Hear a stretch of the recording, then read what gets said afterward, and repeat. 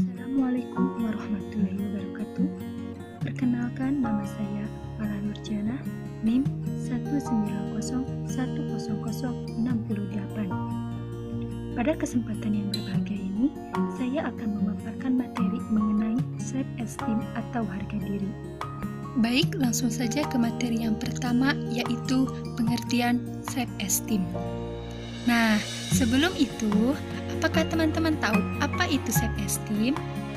Self-esteem itu dapat disimpulkan sebagai yang pertama, penilaian seseorang secara umum terhadap dirinya sendiri, baik berupa penilaian negatif maupun penilaian positif yang akhirnya menghasilkan perasaan keberhargaan atau kebergunaan diri dalam menjalani kehidupan. Yang kedua, kemampuan untuk memahami apa yang dapat dilakukan dan apa yang telah dilakukan. Yang ketiga, penetapan tujuan dan arah hidup sendiri. Yang terakhir, kemampuan untuk percaya pada kemampuan sendiri dan tidak merasa iri terhadap prestasi orang lain. Perkembangan self-esteem pada individu dimulai sejak masa kanak-kanak hingga dewasa. Hanya saja akan mengalami penurunan pada masa remaja. Penurunan tersebut itu berkaitan dengan fase storm dan stres selama masa remaja yang ditunjukkan dengan adanya perubahan secara biologis, kognitif, sosial, psikologis, maupun akademis. Yang pertama, karakteristik individu yang memiliki self-esteem tinggi dan karakteristik individu yang memiliki self-esteem rendah. Orang yang memiliki self-esteem tinggi akan mampu membangkitkan rasa percaya diri, penghargaan diri, rasa yakin akan kemampuan diri, rasa berguna, serta rasa bahwa kehadirannya diperlukan.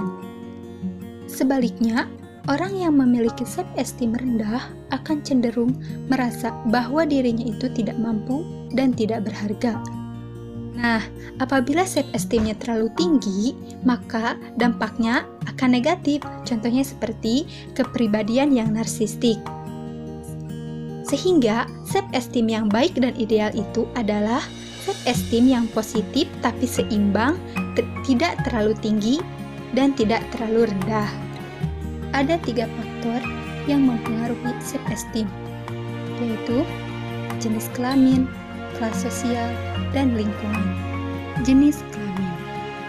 Anak perempuan lebih sensitif terhadap dirinya, merasa khawatir dengan kemampuannya, dan peka terhadap penilaian orang lain dibandingkan dengan anak laki-laki. Nah, hal ini terjadi karena anak perempuan lebih peduli dengan self-esteem agar dapat diterima dalam lingkungan. Lalu, kelas sosial.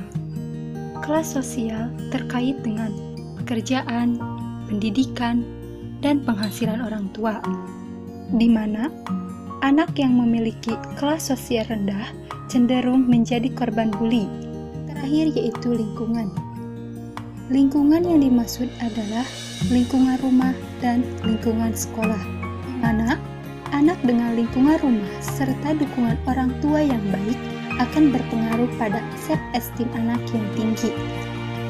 Lingkungan sekolah yang mendukung peningkatan juga sangat berpengaruh terhadap self-esteem anak. Anak di lingkungan sekolah yang tidak kondusif serta peran guru yang tidak maksimal akan mengakibatkan anak memiliki self-esteem yang rendah dan cenderung kurang mampu mengekspresikan diri. Dampak akibat self-esteem. Berikut dampak negatif dari individu yang memiliki self-esteem yang rendah menurut beberapa para ahli. Depresi, bunuh diri, anoreksia, nervosa, kenakalan remaja.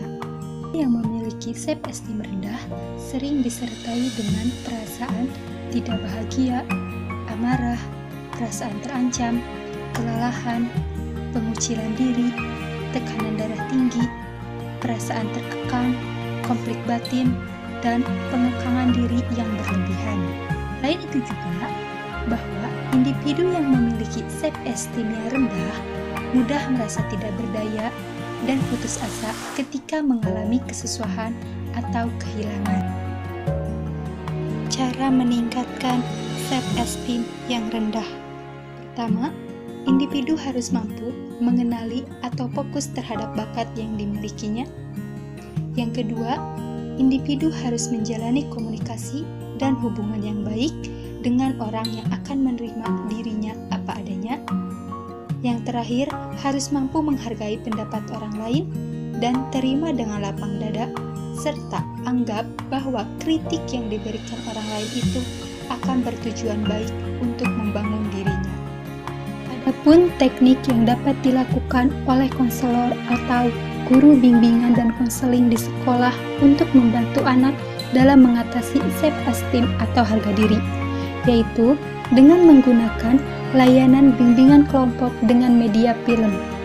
Kegiatan bimbingan kelompok terdiri dari 7-15 anggota kelompok, yang mana memberikan kesempatan kepada anggota yang terlibat di dalamnya untuk dapat berpendapat dan mengemukakan hal yang berkaitan dengan topik yang dibahas dengan memperhatikan aturan-aturan yang ada. Penerapan media film dalam bimbingan kelompok dilakukan untuk menumbuhkan minat siswa untuk dapat mengikuti kegiatan layanan. Dengan media yang menarik, siswa akan dengan antusias dan senang hati mengikuti layanan yang diberikan, dengan harapan pesan yang disampaikan akan mudah masuk ke dalam diri siswa. Sekian dari saya.